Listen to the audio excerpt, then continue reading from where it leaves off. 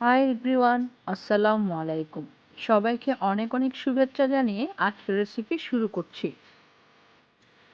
আজকের রেসিপি মুচমুচে বাঁধাকপির পাকোড়া। বিকেলের নাস্তায়, অতিথি আপ্যায়নে, আড্ডায় কিংবা পরিবারের সকলের জন্য রেসিপি ফলো করে একবার বানিয়ে পরিবেশন করুন, একদম জমে যাবে। পাকোড়া বানানোর জন্য আমি এখানে বাঁধাকপি, গাজর, ধনেপাতা ও পেঁয়াজ পাতা কুচি করে নিয়েছি। বাঁধাকপি কেটে ধুয়ে ভালোভাবে পানি ঝরিয়ে নিয়েছি। দেখতেই পাচ্ছেন আরেকটা বাটিতে পেঁয়াজ, কাঁচামরিচ কুচি ও মুরগির মাংসের কিমা নিয়েছি। এবার দিয়ে দিচ্ছি স্বাদ মতো লবণ, সামান্য পরিমাণে আদা রসুন বাটা, হাফ চা চামচের মতো গোলমরিচের গুঁড়া, হাফ চা চামচের মতো ভাজা জিরার গুঁড়া, সামান্য পরিমাণে গরম মশলার গুঁড়া। এবার ভালোভাবে একটু মিশিয়ে নিচ্ছি। এখন কাঁচামরিচ কুচি ও মুরগির মাংসের কিমা সহ সবকিছু আবার ভালোভাবে মিশিয়ে নিচ্ছি।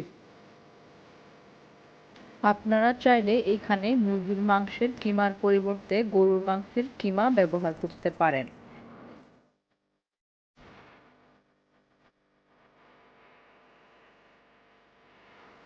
এর পর্যায়ে মিশ্রণটা বাঁধাকপির উপর দিয়ে একটা ডিম অ্যাড করে দিলাম। এবার আলতো হাতে একটু সময় নিয়ে সবকিছু একসাথে ভালোভাবে মিশিয়ে নিতে হবে।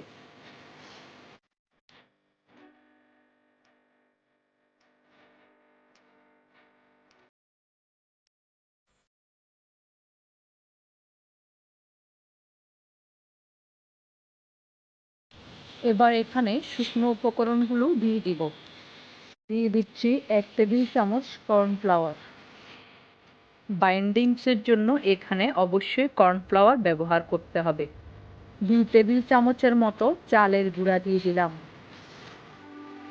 হাফ কাপের মতো ময়দা দিয়ে দিলাম। পাকোড়া মুচমুচে হওয়ার জন্যই আমি এখানে চালের গুঁড়া ব্যবহার করেছি, তবে কোনোভাবেই বেশি পরিমাণে ব্যবহার করা যাবে না, তাহলে পাকোড়া অনেক বেশি শক্ত হয়ে যাবে আর তাই খেতেও ভালো লাগবে না। শুকনো উপকরণগুলো ভালোভাবে মিশিয়ে নেওয়ার পর মিডিয়াম আঁচে চুলায় একটা প্যান বসিয়ে দিয়েছি। দিয়ে দিলাম পরিমাণ মতো রান্নার তেল। অবশ্যই শুকনো উপকরণগুলো মিশিয়ে নেওয়ার পরই পাকোড়া ভেজে নিতে হবে, এতে করে পাকোড়া ভাজা খুব সুন্দর হবে। আর তা না হলে ওই মিশ্রণ থেকে পানি বের হয়ে যাবে, তাই পাকোড়া ভাজাও সুন্দর হবে না।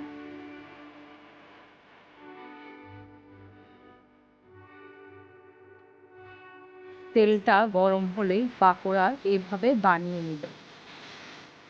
যেহেতু ডুবো তেলেই পাকোড়া ভেজে নিতে হবে, তাই আমি তেলের পরিমাণটা বাড়িয়ে নিয়েছি।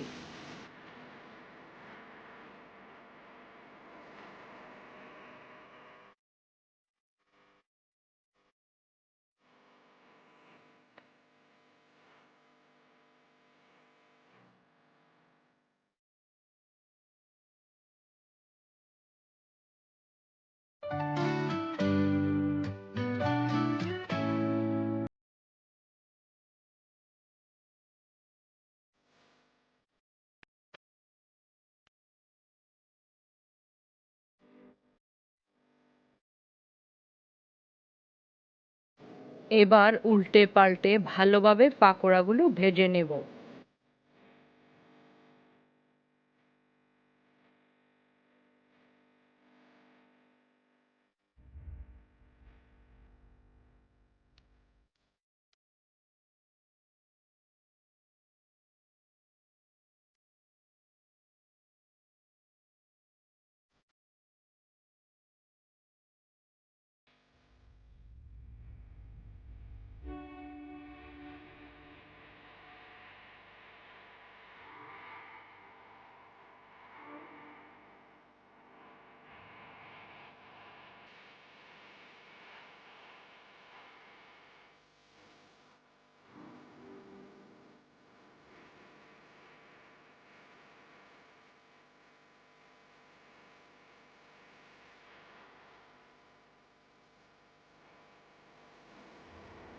ভাজার এই পর্যায়ে চুলার আঁচটা আমি একটু কমিয়ে দিয়েছি।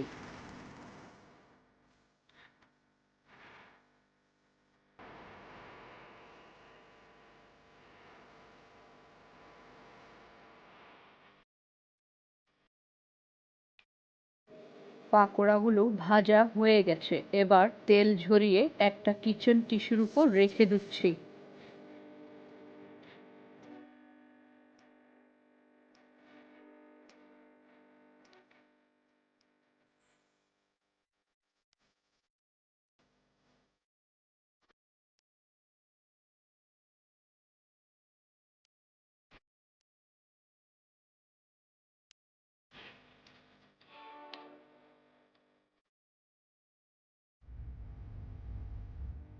একইভাবে সবগুলো পাকোড়া আমি ভেজে নিব।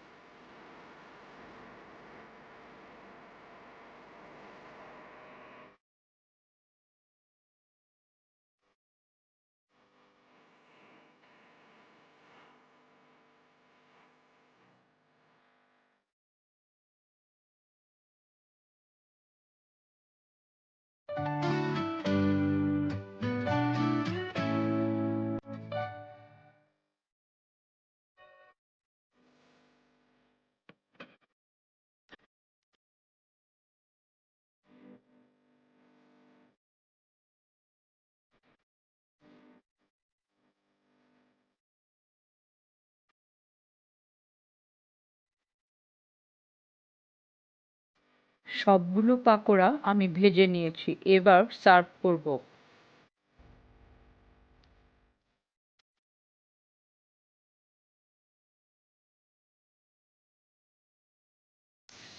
দেখেই বুঝতে পারছেন নিশ্চয়ই পাকোড়াগুলো কতটা সুন্দর আর মুচমুচে হয়েছে, আর খেতেও হয়েছে অসাধারণ। আশা করছি আপনাদেরও দারুণ লেগেছে। রেসিপি ফলো করে আপনিও একবার ট্রাই করুন।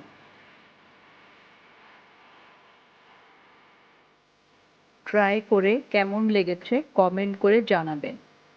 আজকের ভিডিও ভালো লাগলে একটা লাইক দিবেন, বেশি বেশি শেয়ার করবেন, আর আমার ইউটিউব চ্যানেলটি সাবস্ক্রাইব করে পাশে থাকা বেল আইকনটা বাজিয়ে দিবেন। এতে করে আমার পরবর্তী রেসিপির নোটিফিকেশন খুব সহজেই আপনার কাছে পৌঁছে যাবে।